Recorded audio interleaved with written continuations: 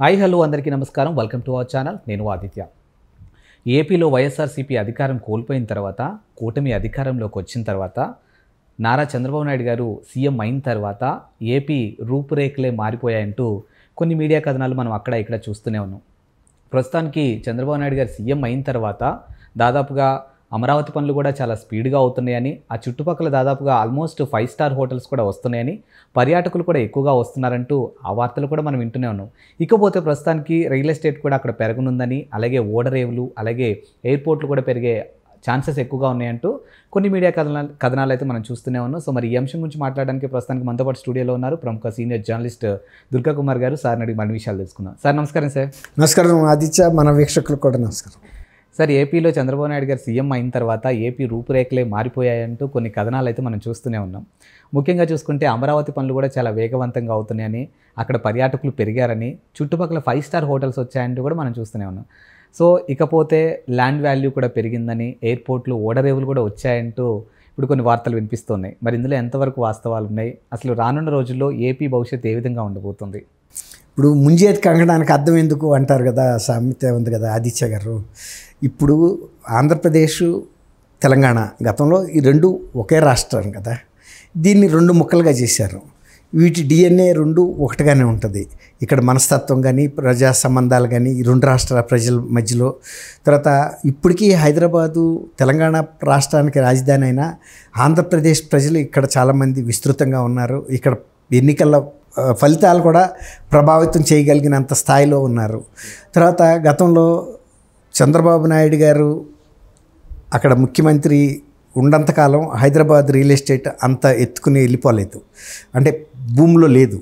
ఎప్పుడైతే వైఎస్ఆర్సీపీ ప్రభుత్వం అధికారంలోకి వచ్చిందో స్వయంగా కేసీఆర్ గారు లాంటి వ్యక్తులు తెలంగాణ శాసనసభ వేదికగా గతంలో ఆంధ్రప్రదేశ్లో 1 ఎకరం అమ్ముకుంటే తెలంగాణలో 10 ఎకరాలు 5 ఎకరాలు కొనుక్కునేవాళ్ళు.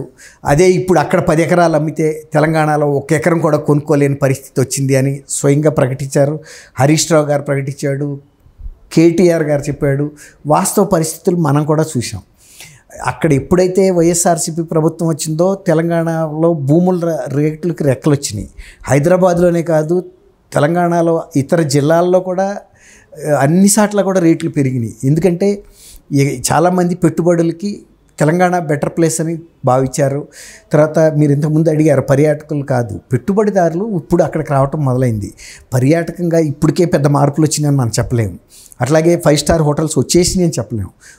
గతంలో ఆగిపోయిన 5 స్టార్ హోటల్స్ మళ్ళీ నిర్మాణాలు మొదలుపెట్టుకున్నాయి. అట్లాగే కడదాము అనుకుని ఈ ప్రభుత్వం వైఎస్ఆర్సీపీ ప్రభుత్వం వచ్చిన ఆగిపోయిన ప్రాజెక్టుల్ని మళ్ళీ ముందుకు తీసుకెళ్తున్నారు. ఇట్లా అన్నీ కూడా అక్కడ మళ్ళీ మొదలైనవి. ఇవాళ చాలా పరిశ్రమలకు సంబంధించిన ప్రతినిధులు మళ్ళీ చంద్రబాబు నాయుడు గారిని, లోకేష్ని కలిసి మాట్లాడుతున్నారు. అక్కడ ఆర్థిక మంత్రితో మాట్లాడుతున్నారు. ఇట్లా వివిధ శాఖలకు సంబంధించిన అంశాలని వాళ్ళు పెట్టుబడులు పెట్టడానికి వాళ్ళు అడుగుతున్నది ఏంటంటే, మాకు ఇన్ఫ్రాస్ట్రక్చర్ ఇవ్వండి. వీళ్ళు కూడా అడుగుతున్నారు, మీకేం కావాలి, ఎంత పెట్టుబడి పెడతారు, ఎంత ఉపాధి కల్పించగలుగుతారు, ఎంతమందికి మీరు జీతాలు ఎంత స్థాయిలో ఇవ్వగలుగుతారు. ఇలా ఒక చర్చలు అయితే మొదలైనవి. ఒక ప్రగతి పదంలోకి వెళ్తుంది. ఇవాళ హైదరాబాదు తెలంగాణలో రియల్ ఎస్టేట్ స్తబ్దతకు వచ్చేసింది. అది ఎవరిని అడిగినా చెప్తున్నారు. రియల్ ఎస్టేట్లో ఉన్న ఏజెన్సీలు చెప్తున్నాయి. తర్వాత కొన్ని ప్రాజెక్టులు స్లో చేశారు కన్స్ట్రక్షన్స్. ఎందుకంటే సేల్ అవ్వనప్పుడు ముందుగా కట్టుకుని పెట్టుబడులు వేస్ట్ చేసుకోవటం అనవసరం. కొన్ని అయితే స్టాండ్ స్టిల్ స్టేజ్కి వెళ్ళిపోయినాయి. ఎందుకంటే మళ్ళీ ఎప్పుడైతే కొంచెం డిమాండ్ పెరుగుతుందో అప్పుడు చేద్దాము, ఇప్పుడు అనవసరంగా పెట్టుబడిని ఈ ప్రాజెక్టులో పెట్టడం ఎందుకనే పరిస్థితికి వచ్చింది. ఫాక్స్కాన్ అనే ఒక కంపెనీ ఇవాళ ఆల్రెడీ ఐఫోన్లు తయారు చేసే కంపెనీ కొంగరకలాన్ అని తుక్కుగూడ ఎయిర్పోర్ట్కి పక్కనే 200 ఎకరాల్లో ఆల్రెడీ తెలంగాణలో ముందు పెట్టారు. ఇవాళ వాళ్ళు అక్కడ ఒక ఫెసిలిటీ డెవలప్ చేసుకోవడానికి ఆంధ్రప్రదేశ్ ప్రభుత్వంతో చర్చలు జరుగుతున్నాయి. 2500 ఎకరాలైనా మీకు ఇస్తామని చెప్పి అక్కడ ప్రభుత్వం కూడా ముందుకు వచ్చింది.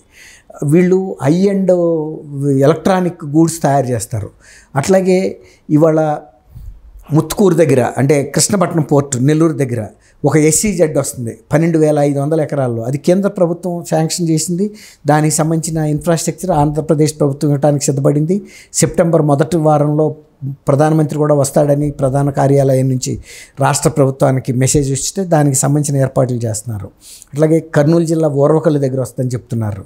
అలాగే అనంతపూర్ జిల్లాలో కూడా ఈ బెంగళూరు వెళ్ళే హైదరాబాద్ బెంగళూరు కారిడార్ అది 6 లేన్గా చేస్తున్నారు. IT corridor, industrial corridor.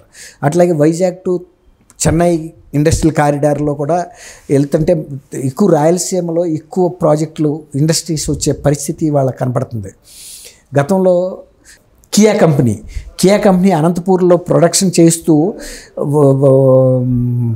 Anantapur MLA MP Gorantla Madhav ఆయన ఒక పోలీస్ అధికారి అయ్యి ఉండి దాని ఇనాగరేషన్కి వెళ్ళి వాళ్ళ పట్ల చాలా అభ్యంతరకరంగా మాట్లాడాడు, దురుసుగా వ్యవహరించాడు. అవన్నీ కూడా కియా కంపెనీకి ఆ తర్వాత అనుబంధ పరిశ్రమలు అక్కడ పెట్టలేదు. తర్వాత ఎక్స్పాన్షన్ చేద్దాం అనుకుని కూడా ఎక్స్పాన్షన్ కార్యక్రమాన్ని ఆపేసుకుంది. అంటే పరిశ్రమల పట్ల ఆ విధమైన వైఖరి అవలంబిస్తే ఇండస్ట్రీస్ రావు. ఇప్పుడు మీరు అడిగినట్టు ఏదైతే ఇవాళ కొత్త ప్రభుత్వం వచ్చిందో దీంతో పరిశ్రమలకు సంబంధించిన వాళ్ళు ఇవాళ నెగోషియేషన్స్ ఈ ప్రభుత్వంతో వచ్చారు. ఈ ప్రభుత్వం కూడా అందిపుచ్చుకుంటుంది అవకాశాలని. 2019 నుంచి 24 వరకు జరిగిన అభివృద్ధి ఆటంకాన్ని ఇప్పుడు కవరప్ చేయకపోతే ప్రజలు కూడా హర్షించరు.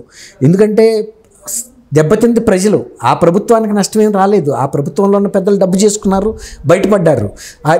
ఆ ప్రజలు ఎవరైతే నష్టపడ్డారో ఆ ప్రభుత్వానికి తగిన బుద్ధి చెప్పారు. 151 సీట్ల నుంచి 11 సీట్లకు పరిమితం చేసి ఆ అధికారాన్ని బాధ్యతని చంద్రబాబు నాయుడు గారికి అప్పచెప్పారు. కాబట్టి ఈ 5 సంవత్సరాల్లో ఆశించిన దానికన్నా ఎక్కువ అభివృద్ధి చేసి చూపించాల్సిన బాధ్యత చంద్రబాబు నాయుడు గారి మీద, ప్రభుత్వం మీద ఉంది. ఇవాళ ఎటువంటి అవకాశం వచ్చినా ఇవాళ ఫాక్స్కాన్ కంపెనీ ఒక పక్కన తెలంగాణతో చర్చలు జరుపుతుంది, కర్ణాటక ప్రభుత్వంతో చర్చలు జరుపుతుంది. ఇంకా వీళ్ళు కూడా రెడీగా ఉన్నారు, నెక్స్ట్ ఫెసిలిటీకి మేము భూములు ఇస్తామని. కాదు మేము ఇస్తామని చెప్పి ఈజ్ ఆఫ్ డూయింగ్ బిజినెస్ అని సింగిల్ విండోగా మేము మీకు ఇస్తాం. ఈ విధంగా అంతర్జాతీయ సంస్థలు ఎక్కడ ఏ పరిశ్రమలు వస్తున్నా ఇవాళ ఆంధ్రప్రదేశ్ పోటీలో ఉంది. వాళ్ళని ఆకర్షించి ప్రజలకి ఉపాధి కల్పించాలి. తర్వాత దాని మూలన ప్రభుత్వానికి కూడా ఆదాయం వస్తుంది. లాంగ్ రన్లో వాళ్ళు చేసే ప్రొడక్షను ఇప్పుడు ఐఫోన్స్ ఎండ్ ఎలక్ట్రానిక్ గూడ్స్ చేస్తుంది ఈ ఫాక్స్కాన్ కంపెనీ. అది తైవాన్కి చెందిన కంపెనీ. వాళ్ళు ప్రపంచంలో చాలా దేశాల్లో పెట్టుబడులు పెడుతున్నారు. చైనా లాంటి దేశంలో కూడా పెట్టుబడులు పెడుతున్నారు. ఇప్పుడు వాళ్ళ దృష్టి ఇండియా మీద పడింది. ఇండియాలో మోస్ట్ పర్టికులర్గా సౌత్ ఇండియా మీద ఎక్కువ దృష్టి పెట్టారు వాళ్ళు. సౌత్ ఇండియాలో పొటెన్షియాలిటీ ఎక్కువ ఉందని. ఇవాళ అక్కడ ఓడరేవులు కూడా ఇంకా అడిషనల్గా కడతారు.